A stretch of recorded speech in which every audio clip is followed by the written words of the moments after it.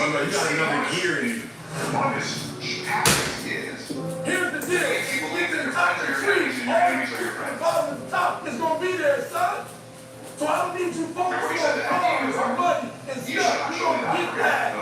I need you to focus on why you were born in the first place. Why you here on earth for this particular time. What are you doing here? I need to tell you that you don't do something. I don't want nothing from you, but you don't leave this room and know what you want. What do you want in your marriage? What do you want with your son and your daughter? What do you want in your health? When you talk to my nephew, like, how much money do you want to make a year? What do you want to drive? How do you want to live? Not just waking up like an accident. What do you want? And then once you find out what you want, you spend the rest of your natural life waking up and doing accidents. Why you cheat? It's all noise. Because I'm talking about my life, not something that I read. I ain't out of gas. So God, you ain't got to start. You ain't got to start. You ain't got to start with your parents graduated. It's not the hand that you dealt. You got rich kids who on drugs. You got rich kids who committed suicide. You got rich kids who don't know their purpose in life. It's not the hand that you was built, baby. It's not even your hand. Every opportunity is the last opportunity. Every opportunity, I have to reprove myself again. Every opportunity, I'm still nervous. E.T., you've been doing this for years. Why are you so nervous? Because the day you become convinced, the day you stop evaluating yourself, the day you stop growing, the day you stop getting better, is the day you die. Is the day the person who's trying to catch you gets you. And I ain't where I want to be, and I'm like, God, I ain't where I want to be. And he got to stop being a victim. I said, what you mean a victim? It ain't my fault my mom got pregnant at 17. It ain't my fault my daddy wasn't here. It ain't my fault they couldn't get along. It ain't my fault. He said, boy, you grown. You ain't 10 no more. The decisions you make right now is all to you. You're crying about something that happened to you when you was a kid. You ain't even no kid anymore. You're a grown man. Take all this shit. The stupid stuff you doing, no parents don't make you play no video games. What you crying about? So what your daddy want to get it? Your mom ain't never get married. What you crying about? He went to work every day. He never beat you. He never abused you. Your mama did the best she knew how to do. What you crying about? You grew up in the house. What you crying about? You've been lazy your whole life, and now somebody told you to make 6 figures. You're not going to do it all the time. So you're a lot. You'll never get it. So, what if you're not going to do it 100 times? You're going to have to get 20 years on it. Okay. Fight. Most of you won't be successful not because you can't do it, but you can't outlast your old long enough to get to your limits. Every day when I wake up, I got all kind of demands. You got all kind of demands, and the reason why you're not where you want to be is not because you're not great, but you take it all other people's stuff before you spend enough time with yourself to get to know you and get to know what you want and what you should do. And so please, raise your hand if you say, from this day forward, I make a commitment to myself in a way I know I made a commitment to myself before you should. I said, I'm going to grind. I'm going to fight. I'm going to work. I'm going to press forward. I'm going to learn. I'm going to do everything in my power. Every single day, I'm going to do everything in my power to become a victor, not a victim. I didn't get here making excuses. You gotta get to a point where it hurts. I got sick and tired of being sick and tired. But I'm not gonna cry about it. No, I'm not a part of the country club. No, I'm not. I don't hang out with them. But I'm still gonna be successful. I'm still gonna get to where they are. Why? Because I owe it to myself. And can't nobody stop me but me. You will not destroy us. You will not defeat us till the day I die.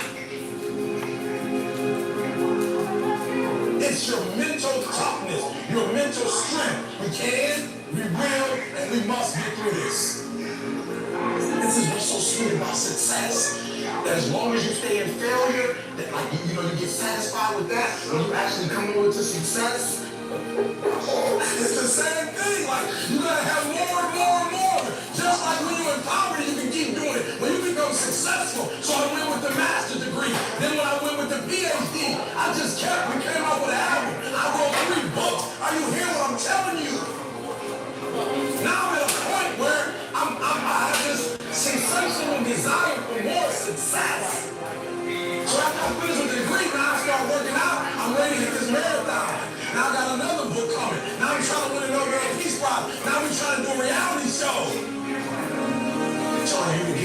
dark side. Forgive for being a loser, low self-esteem, doubt, and fear. And you can find your way on this side, guys. It's sweeter on this side. Many of you are not activating who you are because you don't know what you want. Execution is worship. Execution is worship. Execution is worship. Execution is worship. You get away with a lot of stuff when you start executing. And I'm telling you, if you execute, you're going to be on a whole other level. What do you want? And those of you in this room, you are great. You are phenomenal. And you're not walking in it. Acceptance. And now let's walk in. The dream is yours, but you're saying, I'm not worthy of the dream. You're probably not, but it's been given to you anyway.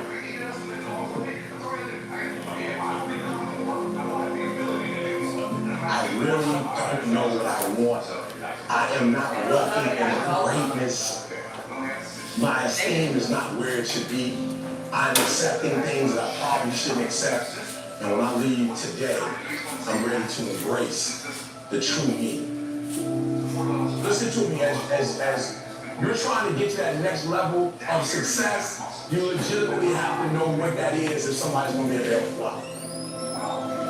Listen to what I'm saying. I knew what I wanted. And the first thing some of you in this room have to do, you got to get to the place where you know what you want.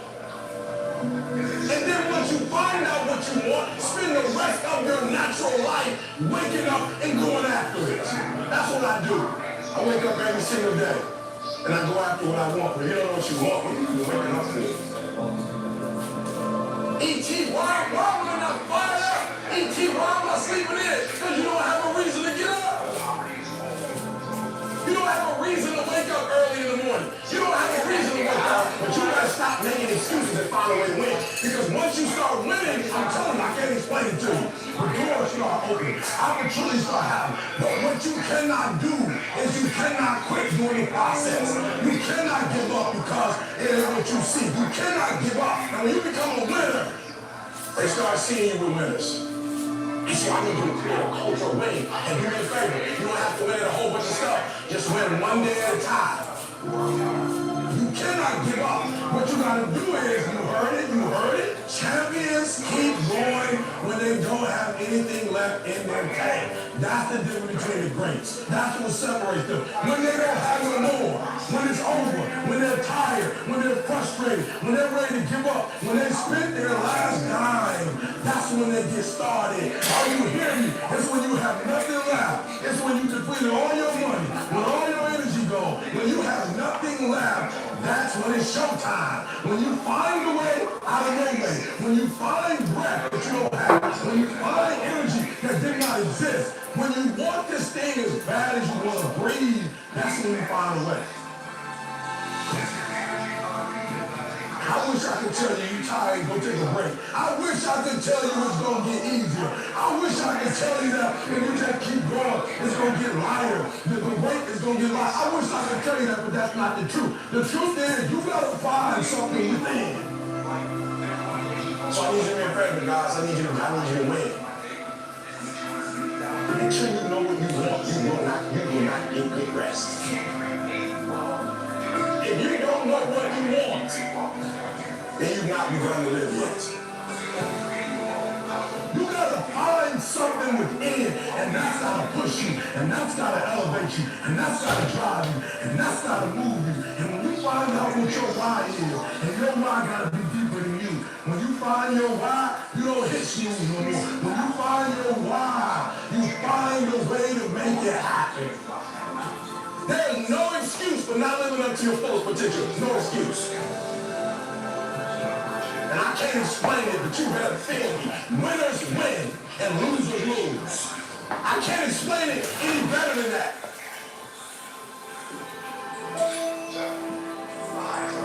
What changed? I changed. And I stopped being a victim. I stopped saying I'm going to wait for good things to happen to me. And I said I'm going to grind.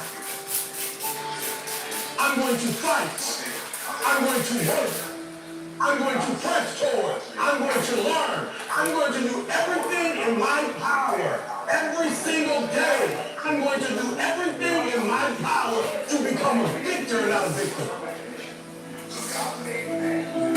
said this is going to be a part of my life, and somebody told you it's going to be a part of your life, you need to start rejecting some of the stuff people tell you. You need to stop embracing it. Just because they said it, it doesn't mean it's true for you. Just because you don't believe, just because you're going to be a problem, just because your marriage ain't going to work out, just because your kids aren't going to be successful, I'm not owning that. That's not my life. And the reason why I say it's my fault, even when it's not my fault, because when I say it's your fault, I give you power. I give you control over my life. And I will never give another human control over my life. It's my fault. It's my power. I'm proud of what you're doing. We in traffic. And you know what I'm saying? So you don't really try. You don't even try to do it. You get it up before you even try. I'm taking ownership. You get to determine how you live. You live life on your time.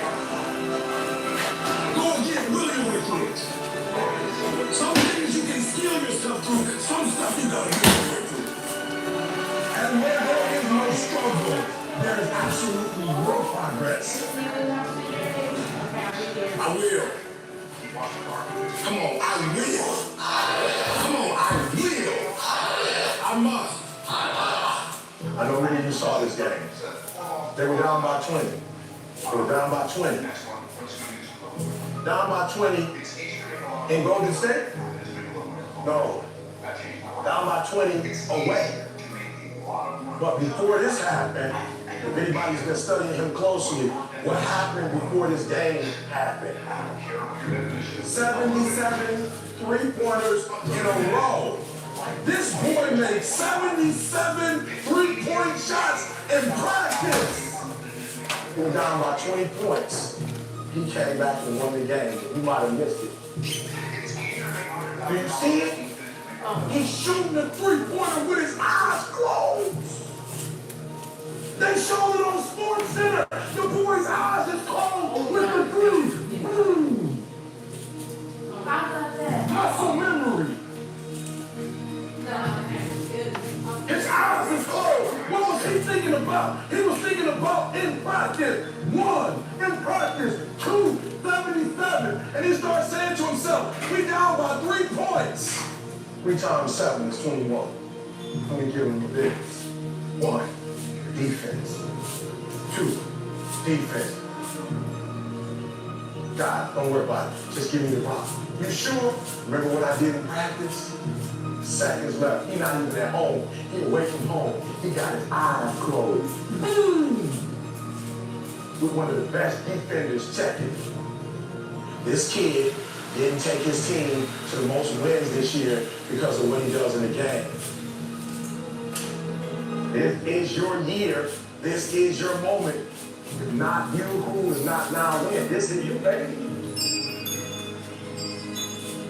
Ain't nobody stopping you but you. Ain't nobody stopping you but you. You're not average. Stop acting like it. You're not average. Why you being average? You're not average. Why you being good when you're not good? You great. You phenomenal. When you gonna step up to the plate? You gonna let high school drop out? Somebody that lived in an abandoned building? Somebody ate out of trash? Outdo you? I couldn't hardly read when I got to college. You gonna let me outdo you? You're greater than that. So I need you to do me a huge favor. I need you to dig deep. And a lot of y'all scared. Just walk into it. Stop running from it because your life ain't sweet. It ain't like your life's sweet from running. What's my North Star? Why am I here? What's my purpose? Like, leave me on Mars. That's why I'm so happy. And I ain't happy because of no house. I ain't happy because of no cars. I know my purpose. Then with this right here, your skill set, this thing can take you wherever you want to go and then take your kids wherever you want them to go. And you complain because coach wants you to work, practice so you can get what you said you wanted. You mad at coach because he ain't gonna let you take no shortcuts because ain't no shortcuts on the next level. Y'all think you think this hard. Wait till you get to the pros. Most people were close and they ever thought they were to finishing that big thing, but they never finished it because they didn't feel like finishing. where they were doing it and it was pain. And most people quit in the pain because the pain hurts so bad that they don't know if they want to keep going to get to go. But you got to take your focus off of what's not happening and put your focus on what can happen. So if you're focusing on the negative, that's what you're going to get. That's what you're going to see. No more blaming. No more. I don't want to hear it no more. I don't want to hear this teacher did me wrong. This professor did me wrong. My mentor didn't. My mama didn't. My dad didn't. Stop to blame me. If it's your life, I need you to take complete ownership of it. It's your life. I don't want to hear no more excuses. You blame, that's what you do. You make excuses for why you broke. You make excuses for why you stuck. And it's easier to make it somebody else's fault than to man up and look in the mirror and say it's your fault. It's easy to put on somebody else. Why? Because then you ain't got to do nothing. There is no excuse for not living up to your full potential. No excuse. You never looked at yourself in the mirror and said, you let you down. Until you get to that point, you let you down. Tell me what you complaining about. Winners complain. Winners want to hear themselves talk. Champions do not complain. Why? Because they're focusing on what they say they want to do years ago. So the only thing you're missing now is, are you willing to get up and do the work? Well, we gonna complain, y'all. We gonna work. You have a chance to control your destiny. That, my friend, is the American dream, not a Cadillac. I need you to give you your best. Come on, plead with me. Look, I'm going to say it one more time. I need you to give you your all. I didn't say your kids. I didn't say your spouse. I didn't say your best friend. I need you for the next 30 days to give you every single thing you got. So do me a favor. Do you want it or not? The truth is, you got to find something within. You gotta find something within, and that's gotta push you, and that's gotta elevate you, and that's gotta drive you, and that's gotta move you. Have you ever looked at yourself in the mirror and said, I'm not getting up on time. I'm not going to work on time. I'm not putting in 120% when I'm at work. I let me out. You are a champion. Think like one. I value myself enough to give 120% or don't do it. Well, it depends on when she comes. I left.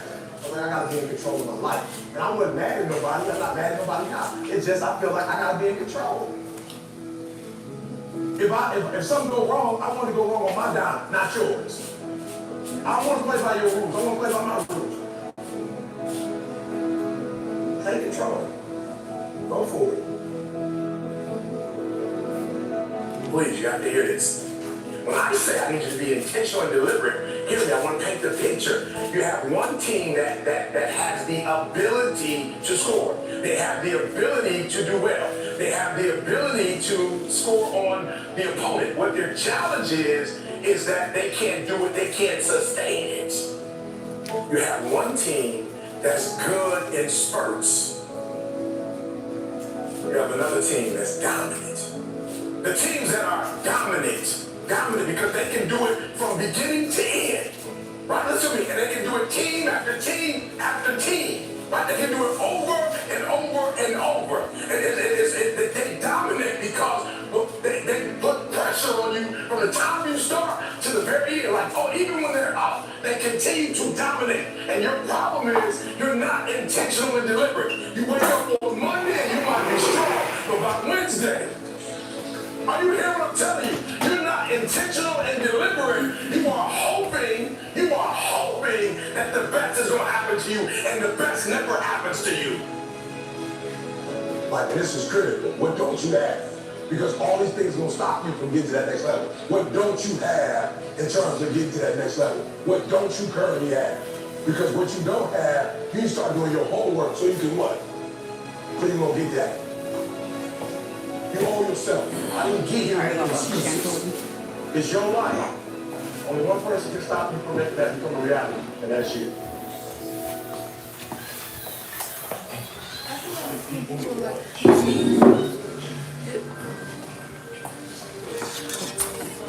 Like you gotta print something out for it to copy? I think so. Oh.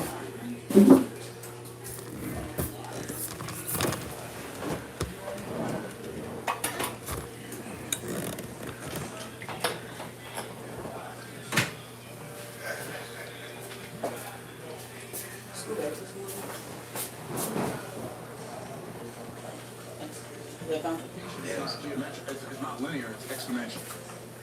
It's a geometric progression. What did Warren Wiersbe say? Any fool can count the number of seeds in an apple, but only God can count the number of apples in a seed. If you plant a seed, it doesn't grow an apple. If you plant an apple seed, it grows a tree. And the tree produces apples. And all those apples have multiple seeds, and everything is multiplying. Are y'all tracking? Okay, so be fruitful, do multiply. Multiply is what we do. Increase. Replenish the earth. Replenish is what we do. Replenish means to fill up the earth. So I'm supposed to use my creativity to make stuff, to be fruitful and do things that make things that fill up the earth. Okay, and then he said, and subdue it. Why did he say subdue it? Because there's a principle that's woven into the fabric of physics. We call it entropy, right? What is entropy? Anything left to itself tends to move more and more towards disorder, right? The first law of thermodynamics is what? Everything is energy. Energy is neither created nor destroyed. It just changes form, right? So you take the apple, you eat the apple, you plant the seed becomes a tree, and the tree becomes more apples, and the apples produce more, and nothing goes away. It just turns into something different. But the second law is the law of entropy. Anything left to itself tends to move more and more towards disorder. So, in order for me to do, it requires intention and it requires energy. Are y'all tracking? I thought I was going to do 7. Okay, that's hilarious. Okay, so be fruitful, do multiply, do subdue. Well, because of the law of entropy, it's woven into the fabric of the universe that, and when I say it's woven into the fabric of the universe, God wove it into the fabric of the universe, because the universe is not God and God is not the universe. It's God wove it into the fabric of the universe that disruption always follows intention. So when you decide to do something good that you haven't been doing, the first thing that shows up is not something fun. The first thing that shows up is not a big payoff. The first thing that shows up is difficulty. Isn't it fascinating that you have to plant food, but you don't have to plant weeds? They just grow. I've never met a farmer who planted a weed, but they all have them. Never met a gardener who planted a weed, right? It's so mind-blowing. Yeah, like if you're building a new house and you want to have a yard, you gotta go buy some sod, right? You go buy some sod and it's got like St. Augustine grass, or it's got whatever kind of grass you have in your area, and you plant that, and you put down that sod, and then you water it and you take care of it, and next thing you know, now you got a yard. Next thing you know, dollar weeds start popping up. Where'd they come from? Disruption always follows intention. It's so fascinating that part of our energy we use to produce, and another part of our energy we use to keep the entropy from seducing what we've produced.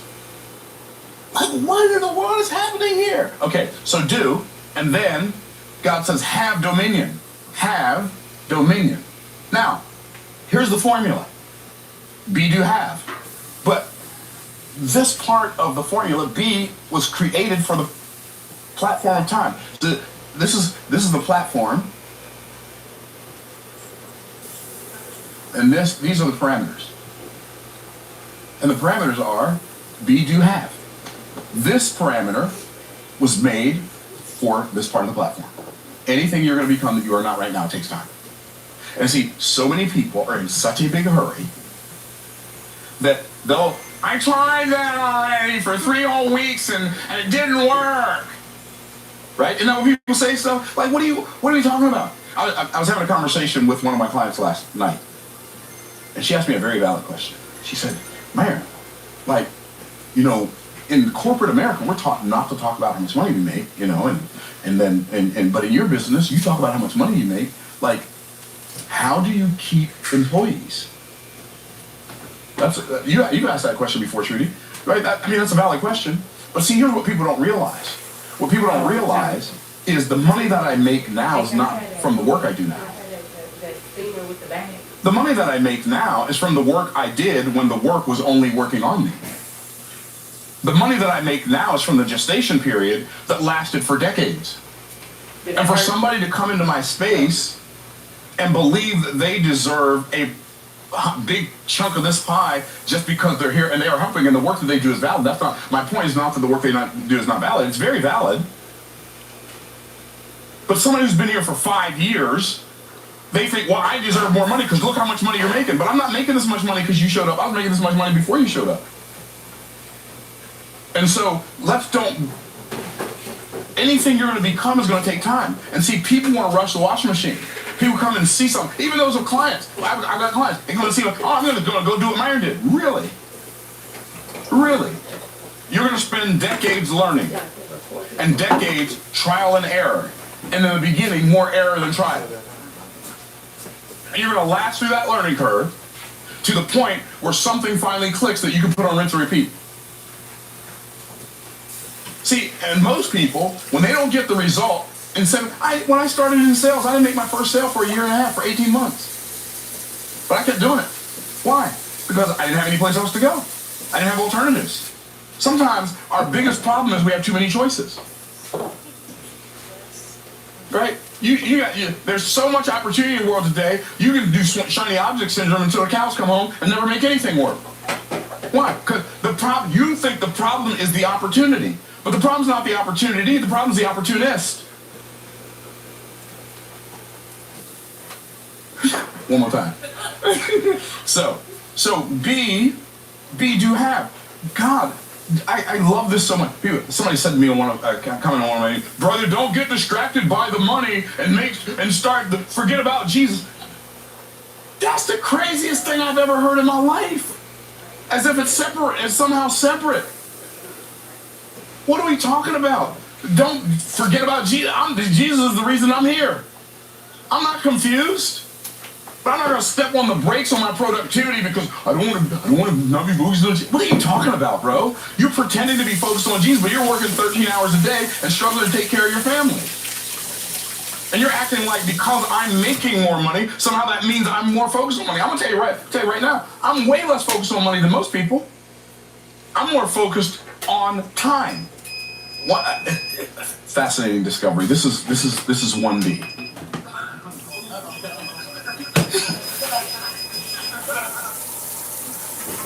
One of the biggest differences between poor people and rich people is poor people value money more than they value time.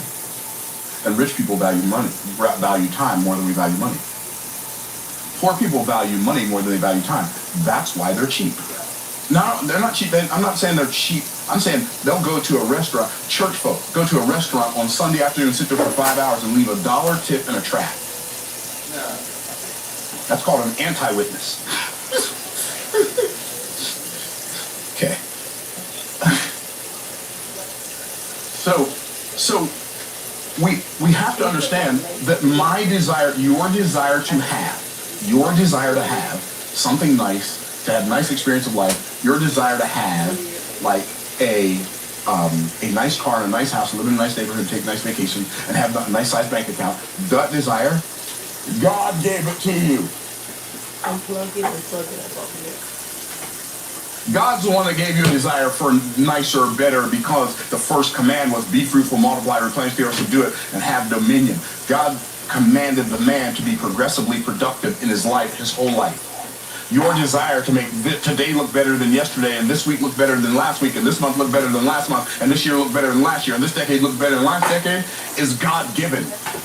And Satan wants you to believe that it's satanic. See, Satan, one of his tactics is to make you believe that your friends are your enemies and your enemies are your friends.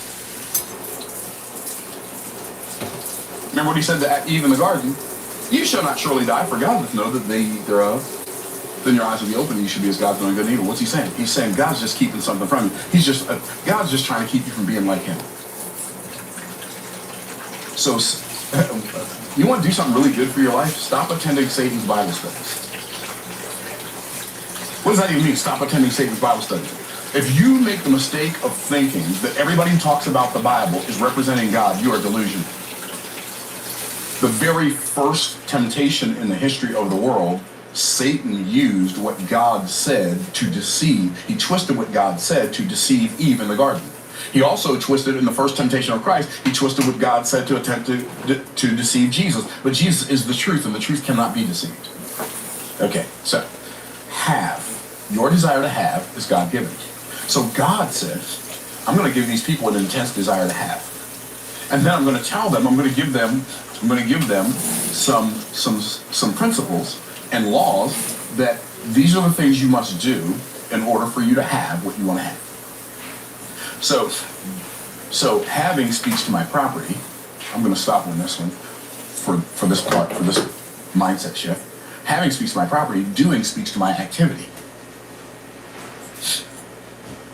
So God knew that when I attempted to do something that I don't have an ability to do, I would become frustrated.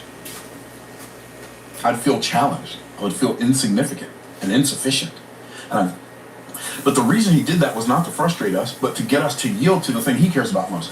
We care the most about this, and so we do a lot of this. God cares the most about this, and while we're ignoring this, we can't do this, and we'll never have that. God cares the most about us becoming. Being speaks to my identity. And when I yield to who God says I am, when I recognize that I am who God says I am, so it doesn't matter. If I am so intimately familiar with who God says I am, then your misunderstanding of me is not my concern. People, it's so funny. So, I have been called a prosperity gospel preacher. Myron, are you a prosperity gospel preacher? I don't know. What do you mean by that? That would be my question. If you mean, do I believe in biblical prosperity? 100% I do. Because prosperity is a Bible word. In fact, I remember reading something that says something like, blessed is the man that walketh not in the counsel of the ungodly, nor standeth in the way of sinners, nor sitteth in the seat of the scornful, but his delight is in the law of the Lord, and in his law doth he meditate day and night. And he shall be like a tree planted by the rivers of waters, that bringeth forth his fruit in his season. His leaf also shall not wither, and whatsoever he doeth shall prosper. Now, whatsoever he doeth shall prosper sounds relatively all-inclusive. I don't know. Whatsoever he doeth shall prosper? That means when he does it, it works. Let me ask you a question. How many Bible-believing, Bible-thumping, church-going people do you know who are actually living that?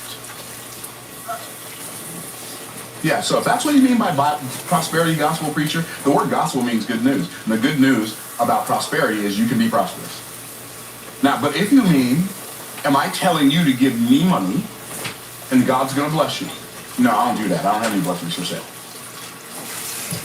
I'll tell you right now, if you give me some money, God might bless you, and then again, maybe he won't. I don't know. Tell you what, you want to give me some money, you give me the money, and then you come back and tell me what happened after that. I don't know. I don't have any blessings for sale. I'm not going to make you a promise that God's going to do something for you because you gave me some money. I don't do that. I've been called a false prophet. That's interesting. It's an interesting accusation. But guess what? I don't have time to care. I have been called the Antichrist. Now, I know.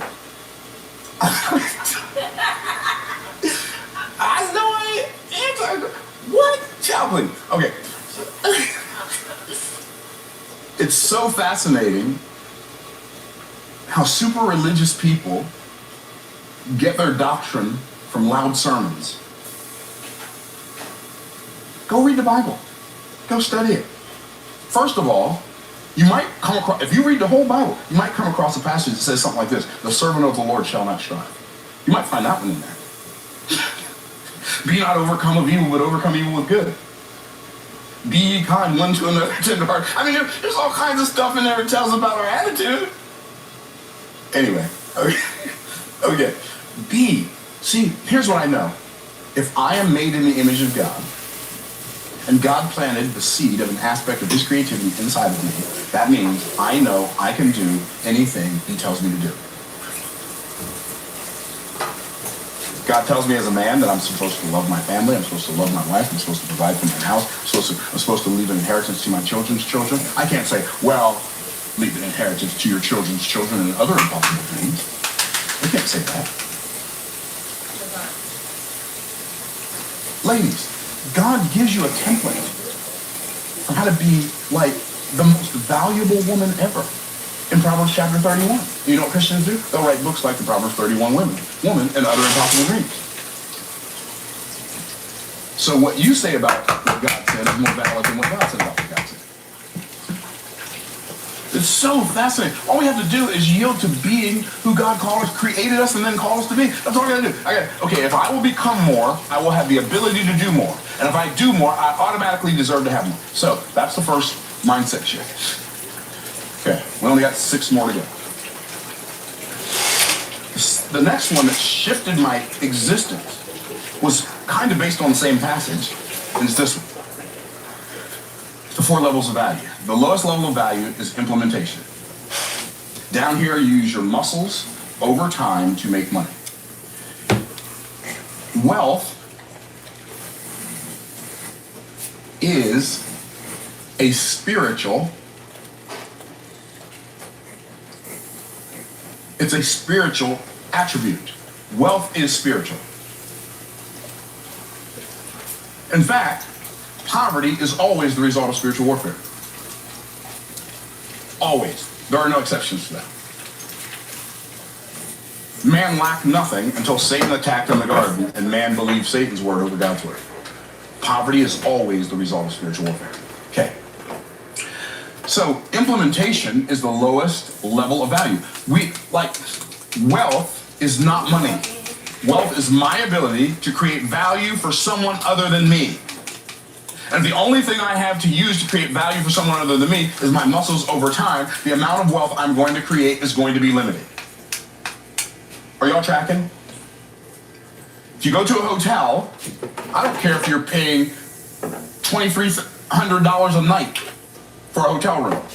The people who make the least amount of money working at that hotel are the housekeeping staff. Nobody wants to stay in a dirty hotel room. Like, we ain't having it. Right?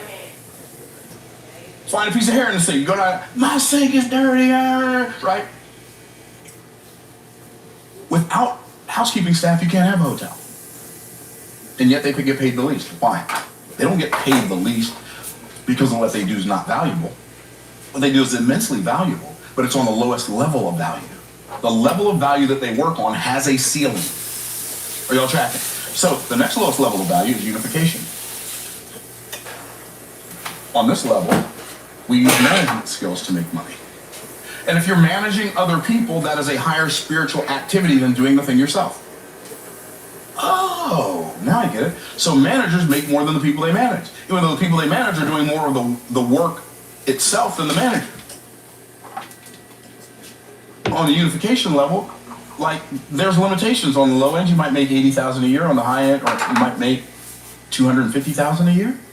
But there's a ceiling. You can't create wealth doing this. You can create wealth while you're down here. You can create wealth if you're down here, if you do the right things with your money. But you won't be creating the wealth because of this or because of that. Are y'all tracking? Wealth begins to be created above this line. And this is where wealth begins to be created. Communication. Use your mouth to make money. 2 caveats. Number 1, you must have a mouth.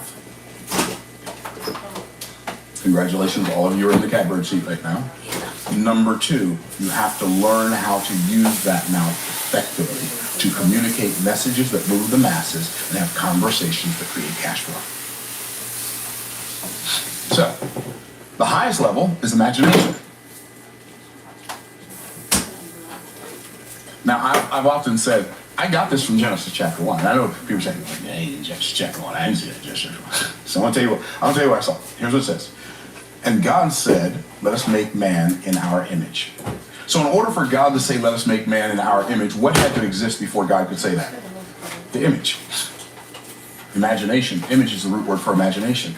So God made man to have an imagination. And then it says, and God said, what's that? Communication. God didn't say, let me make man in my image. He said what? Let us make man in our image. Unification. The last thing it says in Genesis chapter 2, verse 7, it says, and the Lord God formed man of the dust of the ground. That's implementation. Our body is the lowest part of us. By the way, did you know that that's why?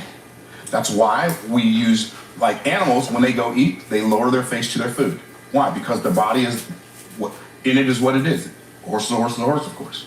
When humans eat, we put our food on a plate and then we use utensils to lift the food to our head. You know what that's a picture of? That this part of me is giving a sacrifice to this part of me. It's a picture. So, this right here changed my life. When I said, I'm done spending most of my time, I'm not done down here. I still do stuff down here. But I spend 80% of my work is up here, 80% of my work is up here, and only 20% max is down here. Game changer. I don't like talking. Okay, cool. Keep cutting the grass.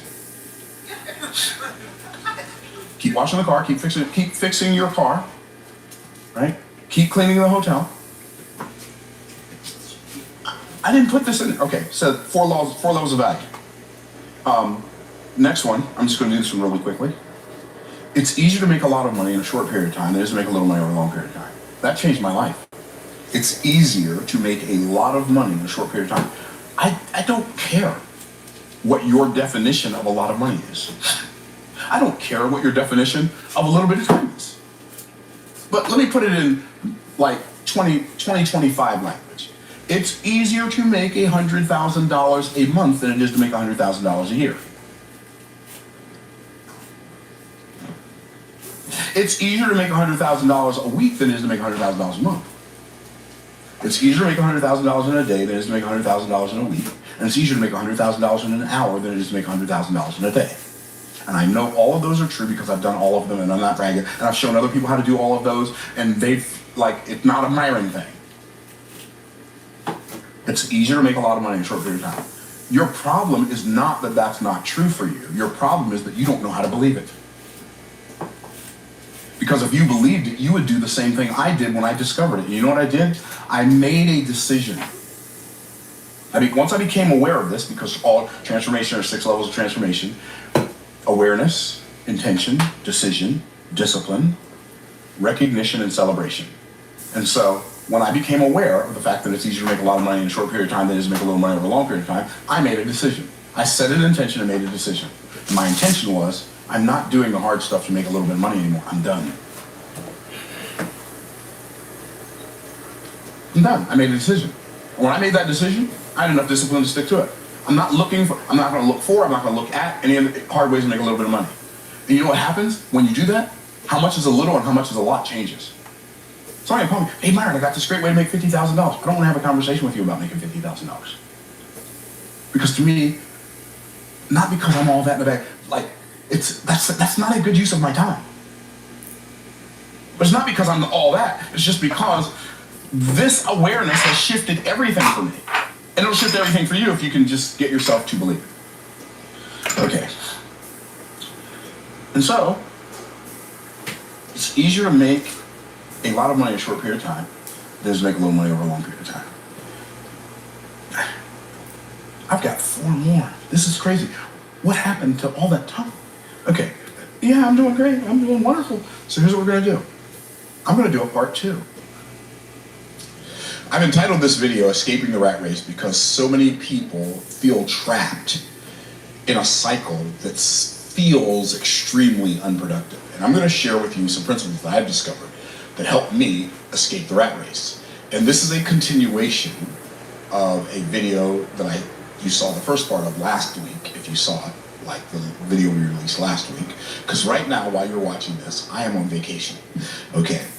And so, but I've given this video a different title, Escape the Rat Race, and I'm going to give you the last 4 mindsets that have made me millions of dollars. We talked about mindsets that make millions on the video last week. Well, these are the final 4 of those mindsets that make millions. So, the first one was from last week was be, do, have, and go watch the video if you don't know what I mean by that.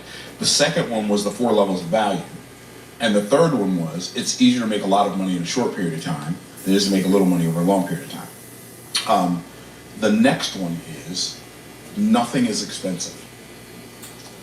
Right? Nothing is expensive. And I was listening to a Jim Rohn audio series a long time ago, and he said to his mentor, Mr. Earl Shove, he said, Mr. Shove, he said, I can't buy that because it's too expensive. He said, And he said, his mentor said to him, it's not too expensive, Mr. Rohn. You can't afford it.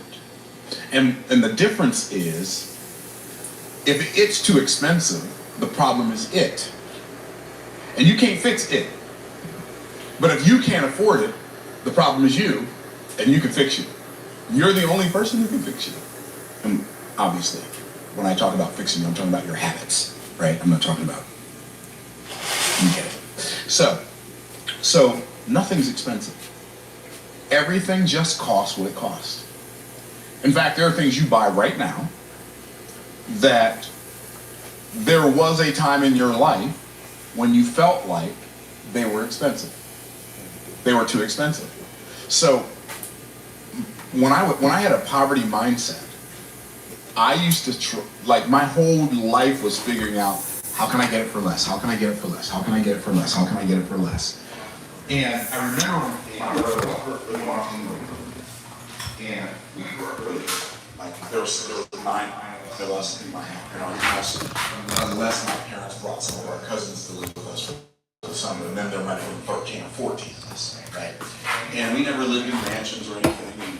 And my parents worked hard, but you know, it was a struggle to feed 7 sons, and then sometimes their cousins. And so I learned